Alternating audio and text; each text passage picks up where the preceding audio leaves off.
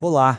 Hoje vamos conversar sobre um dos instintos mais fortes e às vezes perigosos que guiam nossas escolhas, principalmente as que envolvem nosso dinheiro, o famoso efeito manada.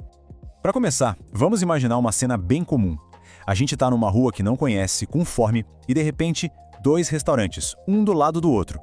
Um completamente vazio, o outro super movimentado, cheio de gente. Em qual deles a gente entra? Pois é, se a resposta foi o restaurante cheio, então já deu para sentir um gostinho da força deste instinto que vamos analisar hoje. Esse impulso de seguir a maioria tem um nome e uma razão de ser bem profunda na nossa psicologia. É o que vamos começar a entender agora, nesta primeira parte, o instinto de seguir. Vamos definir isso de um jeito bem claro. O efeito manada é basicamente a nossa tendência de ir na onda, de fazer o que um grupo grande está fazendo. E a parte mais importante, a chave de tudo, é essa aqui: independentemente das próprias crenças. É como um atalho mental, a gente meio que desliga a nossa própria análise para confiar na do grupo, buscando uma segurança que nem sempre é real. E aqui que a coisa fica séria. Porque esse mesmo atalho mental que nos empurra para o restaurante popular é o que, no mundo dos investimentos, pode nos levar a comprar uma ação só porque o preço não para de subir, ou a vender tudo em pânico só porque todo mundo está vendendo. O instinto é o mesmo. A grande diferença é que as consequências para o nosso patrimônio podem ser, bem mais amargas. Mas por que agimos assim? O que acontece na nossa mente que nos deixa tão suscetíveis a seguir a multidão? É isso que vamos ver agora em A Psicologia da Manada. Existem alguns gatilhos psicológicos que explicam muito bem esse comportamento. Primeiro, a prova social. Nosso cérebro pensa, bom, se todo mundo está fazendo, deve ser a coisa certa. Depois, o famoso FOMO, que é a sigla em inglês para o medo de ficar de fora. Sabe aquela ansiedade de ver os outros se dando bem, sentir que estamos perdendo o bonde? Também tem a busca por segurança. Instintivamente, a gente sente que no meio do grupo o risco é menor. E por fim, a conformidade social. Nós somos seres sociais, então a necessidade de pertencer, de ser aceito, nos leva a adotar as ideias do grupo, muitas vezes sem nem questionar.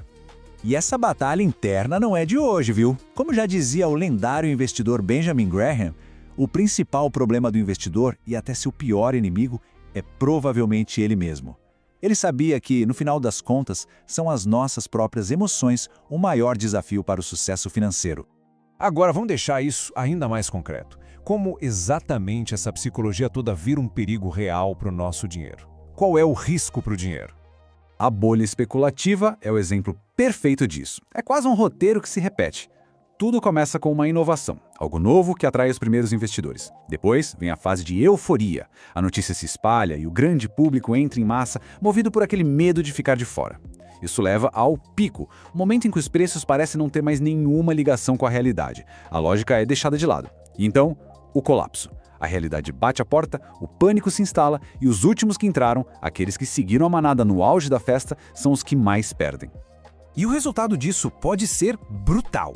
Um número como este, menos 78%. Essa foi aproximadamente a queda do índice Nasdaq, depois que a bolha da internet estourou lá no começo dos anos 2000. É um lembrete muito real do preço que se pode pagar por seguir a euforia do grupo.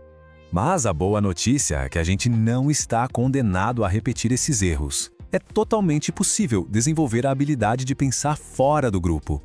Então, como nos protegemos? Existe um caminho. Primeiro, questione o consenso. Se está todo mundo indo para o mesmo lado, pare e pergunte por quê. Segundo, faça a sua própria análise. Baseie as decisões em dados, em fatos, não em popularidade. Terceiro, tenha um plano muito bem definido. É preciso saber os objetivos e limites antes que a emoção do mercado tome conta de tudo. E por último, pense a longo prazo. O efeito manada se alimenta do imediatismo. O pensamento de longo prazo é o seu melhor antídoto. E essa tabela aqui resume a diferença de um jeito muito claro. Repare na coluna decisão em grupo. A base é emoção. O risco é alto e muitas vezes a gente nem enxerga. E o resultado, imprevisível. Agora olhe para a decisão independente. A base é a análise e a lógica. O risco é calculado, conhecido, e o resultado está alinhado com os nossos objetivos. A escolha parece óbvia, né? Mas, na prática, exige muita disciplina. E isso nos leva a um ponto central. Nadar contra a corrente, pensar por conta própria, não é o caminho mais fácil. Exige coragem, sem dúvida, mas a história nos mostra que, muitas vezes, é esse o caminho que leva aos resultados mais valiosos. Para encerrar, fica aqui uma pergunta para reflexão. Olhando para a última semana, e não só nas finanças, mas na vida, Qual decisão importante foi tomada com base em uma análise própria e qual foi simplesmente por influência do que todo mundo ao redor estava fazendo ou dizendo? A resposta pode ser bem reveladora.